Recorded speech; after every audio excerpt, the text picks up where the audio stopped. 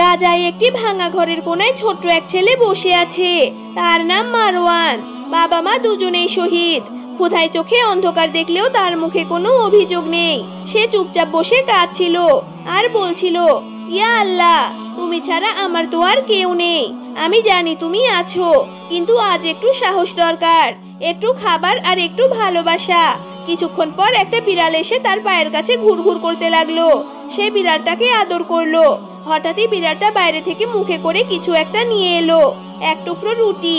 ছেলেটা বিস্মিত হয়ে বলল, তুমি একটি ছোট্ট বিড়াল, কিন্তু আল্লাহ তোমার মাধ্যমেই আমার ডাকে সাড়া দিলেন। তার চোখে পানি চলে এলো। সে রুটির টুকরোটা ভাগ করে বলল, চলো, আল্লাহর দেওয়া এই নিয়ামত আমরা একসাথে খাই। কোরআনে এসেছে, যে আল্লাহর উপর ভরসা করে তার জন্য তিনিই যথেষ্ট। সূরা আত-তালাক আয়াত নং ৩।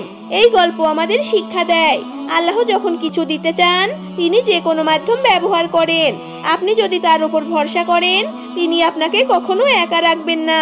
ভিডিওটা ভালো লাগলে লাইক, কমেন্ট, শেয়ার করুন এবং চ্যানেলটি সাবস্ক্রাইব করতে একদমই ভুলবেন না।